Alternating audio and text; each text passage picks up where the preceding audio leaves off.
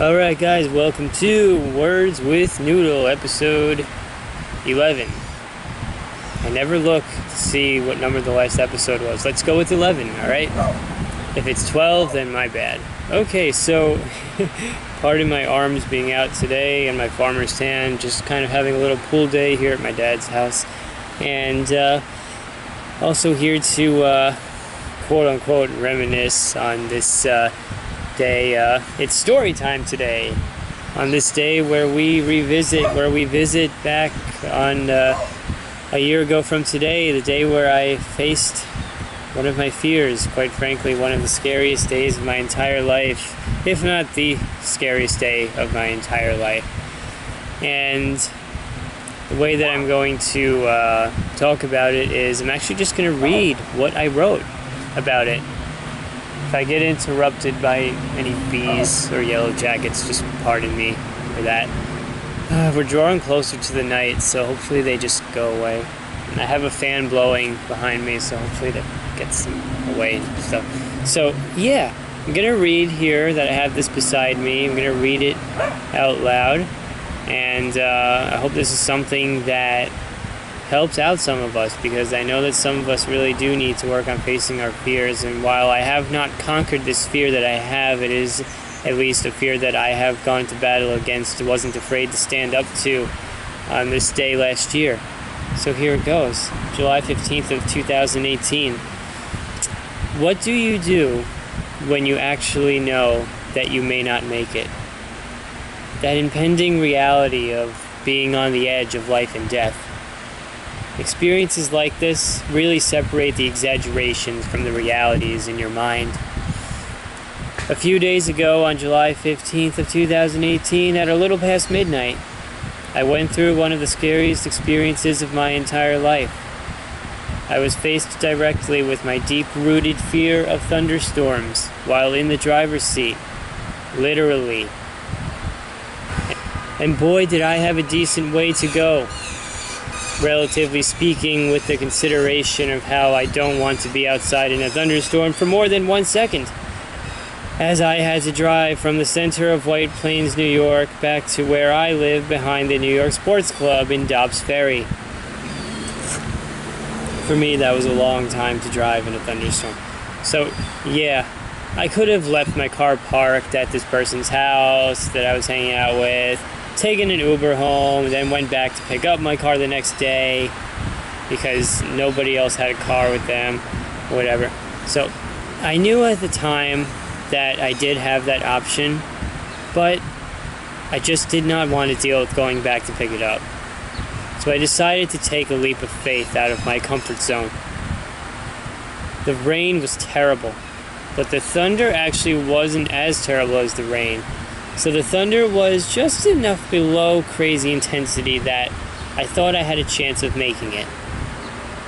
At the same time, I did not know how much worse it would become, so I ultimately knew that there was a chance that I would not make it.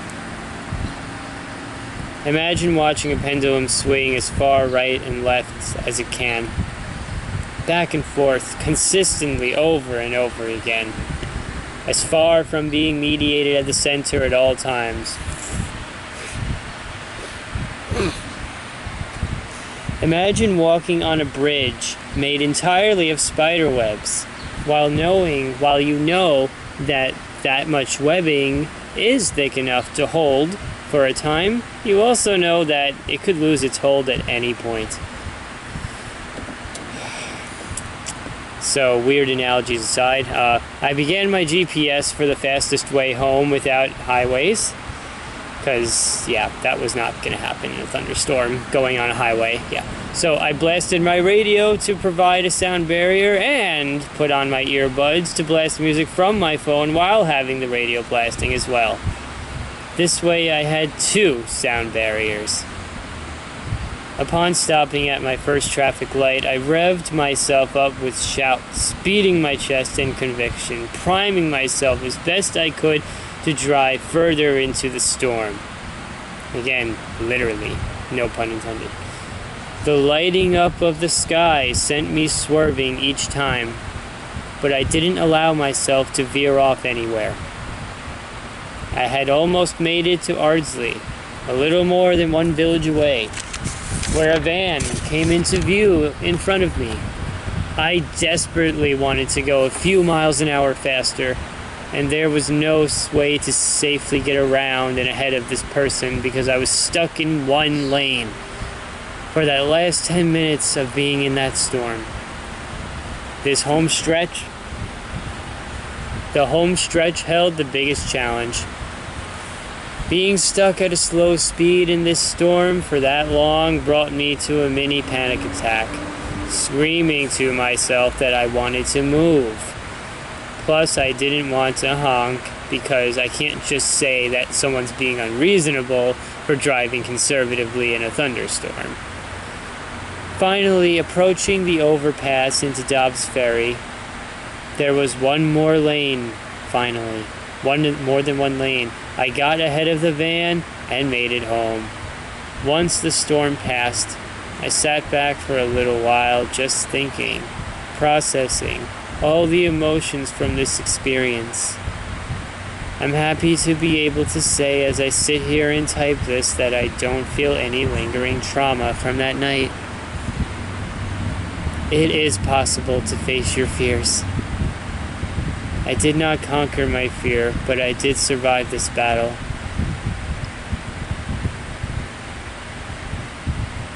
In our lives, we have to try hard to be a hero. Being a hero isn't about going into the battles that you know you can win. Being a hero is about not being afraid to go into the battle no matter what, for the things that are important enough to fight for. In this case, it was worth it, for it was a fear that I needed to try to face, a fear that hinders me in life that I needed to rise up against. Something like this has a way of, if you allow your mind to be open to realizations, a way of shaping you up, sharpening your focus, directing you away from all your slight digressions that you think are so minuscule that they are negligible. There will hopefully be a time in my future where I will have accomplished so much educationally, occupationally, and most importantly, spiritually, that I will be able to afford those minuscule sidetracks in life. But this experience moves my senses to a realization.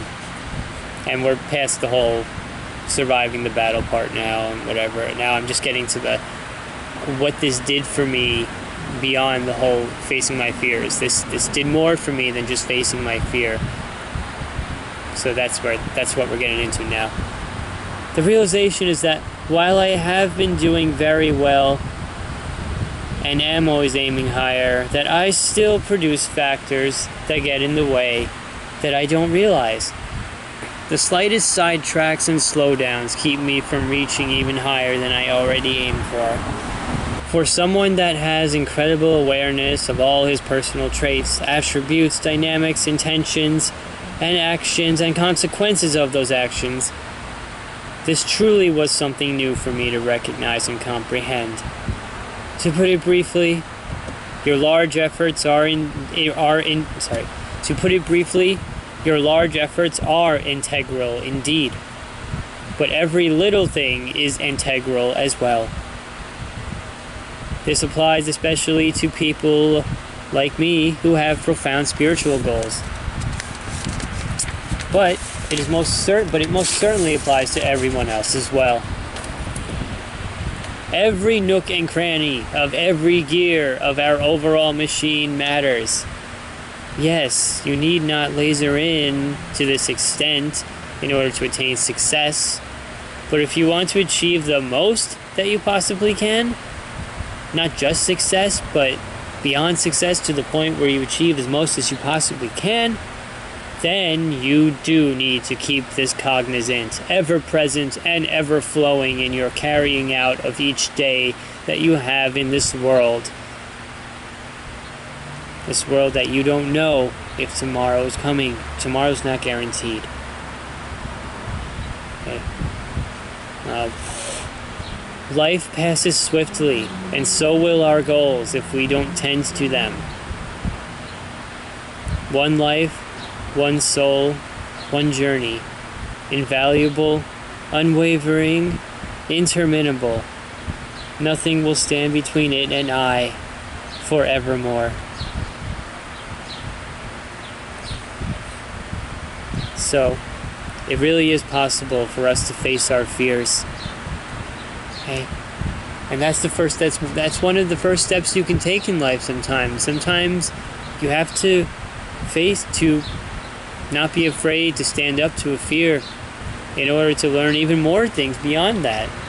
Because in that experience, I not only faced my fear and survived the battle against it, but it also helped make me more aware that I need to pay more attention to the details in life right now.